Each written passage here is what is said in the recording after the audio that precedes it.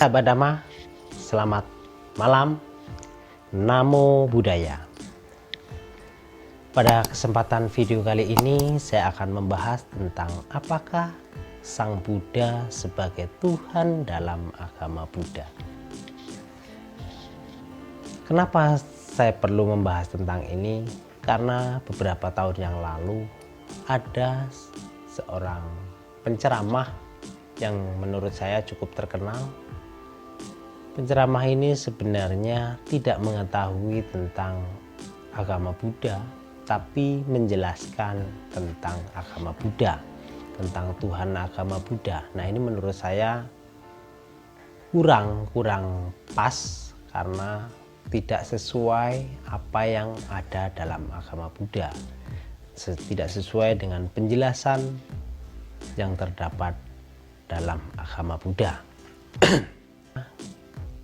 Orang ini menjelaskan bahwa Sang Buddha ini adalah Tuhan, dan gambar yang tengah ini adalah gambar Buddha Maitreya, Bodhisattva Maitreya adalah Tuhan, dan sampingnya juga dikatakan Tuhan, dan seterusnya lah. Beliau sebenarnya menjelaskan untuk umatnya, namun di sini karena menyebar di media sosial tentunya banyak dilihat oleh umat yang bukan sealirannya, bukan umatnya.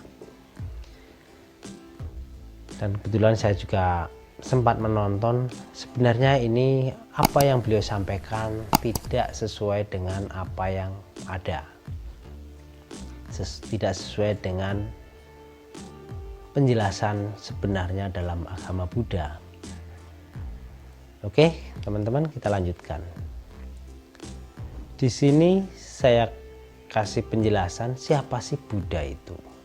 Apa sih Buddha itu? Jadi teman-teman, Buddha adalah sebenarnya sebagai sebutan atau gelar untuk orang atau untuk makhluk yang telah mencapai tingkat kesucian arahat, atau sudah mencapai tingkat kesucian, mencapai penerangan sempurna.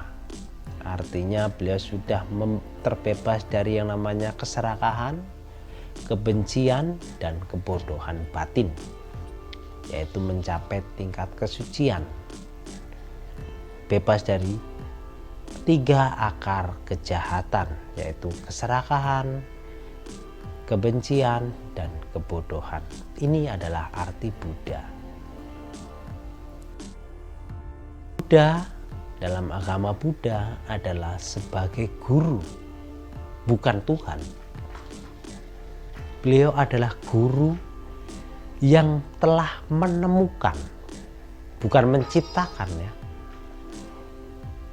Perlu kita ingat, Buddha adalah guru yang telah menemukan jalan untuk mencapai tingkat kesucian seperti yang guru capai, seperti yang Sang Buddha capai. Jadi Sang Buddha telah menemukan cara untuk mencapai tingkat kesucian, kemudian diajarkan kepada murid-muridnya. Karena beliau mencapai tingkat kesucian dan mengajarkan kepada murid-muridnya, murid-muridnya pun mampu dan bisa mencapai tingkat kesucian seperti gurunya. Makanya Sang Buddha adalah guru umat Buddha. Umat Buddha pun bisa mencapai tingkat kesucian seperti halnya Sang Buddha. Ya, jadi teman-teman sedama, bahwa Buddha adalah guru umat Buddha untuk mencapai tingkat kesucian arahat.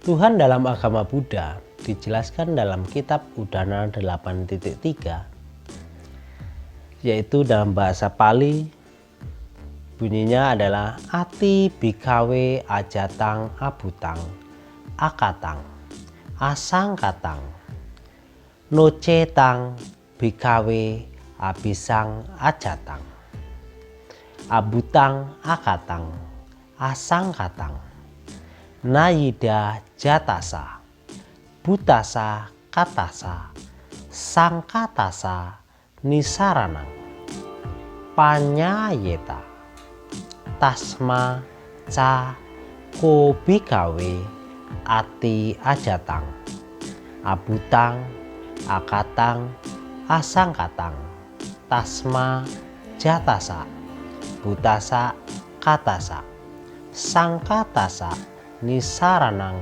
panyayati. Artinya adalah, para biku, ada yang tidak dilahirkan, tidak menjelma, tidak tercipta, yang mutlak. Para biku, bila ada yang tidak dilahirkan, tidak menjelma, tidak tercipta, dan yang mutlak, maka ada kemungkinan untuk bebas dari kelahiran, penjelmaan, pembentukan, pemunculan dari sebab yang lalu. Tetapi para biku, karena ada yang tidak dilahirkan, ini perlu kita pahami ya. Tetapi para biku, karena ada yang tidak dilahirkan, tidak menjelma, tidak tercipta, yang mutlak, maka ada kemungkinan untuk bebas dari kelahiran, penjelmaan, pembentukan dari sebab yang lalu. Mungkin untuk memahami kata-kata ini saya gambarkan, ini ada sebuah lingkaran. Dalam lingkaran ini adalah sesuatu yang berkondisi. Dalam agama Buddha mengenal 31 alam kehidupan. Di dalam 31 alam kehidupan ini tercengkram oleh yang namanya dilahirkan, menjelma, pembentukan, dan hal ini atau berkondisi, selalu berubah atau tidak kekal. Ini gambaran 31 alam kehidupan. Saya gambarkan lingkaran ini. Lingkaran ini adalah hal yang dilahirkan, yang menjelma, berbentuk, dan berkondisi. Lingkaran ini seperti halnya dalam penjelasan tadi Udana 8.3, para biku, ada hal yang tidak dilahirkan, artinya di luar lingkaran ini, tidak menjelma, tidak tercipta, tidak berbentuk. Dan karena ada sesuatu yang di luar lingkaran ini para biku, penjelasannya ya saya gambarkan, tetapi karena ada hal yang di luar lingkaran ini, maka kita bisa terbebas dari lingkaran ini, keluar dari lingkaran, keluar dari 31 alam kehidupan. Jika, kata-kata Udana 8.3, jika tidak ada di luar lingkaran ini, maka kita tidak bisa terbebas dari lingkaran, dari 31 alam kehidupan. Selalu berputar-putar hanya di alam kehidupan, 31 alam kehidupan. Tetapi karena ada yang di luar 31 alam kehidupan, maka kita bisa terbebas dari 31 alam kehidupan atau lingkaran ini. Itu gambarannya. Dan di luar lingkaran inilah yang namanya konsep ketuhanan dalam agama Buddha, yaitu maha suci dan esa, titik, artinya suci dan satu-satunya, terbebas dari kelahiran, penjelmaan, pembentukan, terbebas dari sifat serakah, benci, dan bodoh. Ini konsep ketuhanan dalam agama Buddha, di mana Sang Buddha sudah mencapai tingkat kesucian arahat, artinya sudah mencapai tingkat kesucian, yaitu terbebas dari 31 alam kehidupan. Tidak ada lagi keserakahan, kebencian, dan kebodohan. Artinya Sang Buddha telah merealisasikan ketuhanan. Apakah Sang Buddha menjadi Tuhan? Tidak. Jawabannya tentunya tidak. Kalau kita gambarkan, seandainya diri kita bermain mengunjungi Monas. Ketika kita sudah sampai Monas, apakah kita menjadi Monas? Tentunya tidak.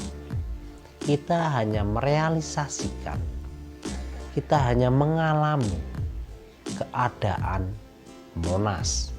Bukan berarti kita menjadi Monas. Sebenarnya teman-teman sedama, hal yang tidak berkondisi tidak bisa digambarkan atau tidak bisa kita perumpamakan dengan hal yang masih berkondisi. Ini hanya gambaran. Monas tadi hanya sebagai gambaran untuk memudahkan pemikiran kita. Perlu kita jelaskan, siapa sih Sang Buddha itu?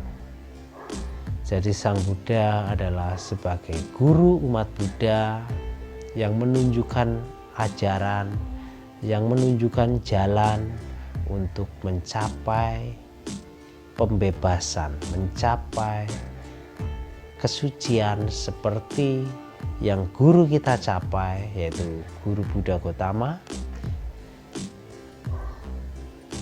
Sang guru kita Buddha Gotama. Jadi kita bisa mencapai tingkat kesucian seperti yang guru kita capai. Demikian sahabat Dhamma, terima kasih.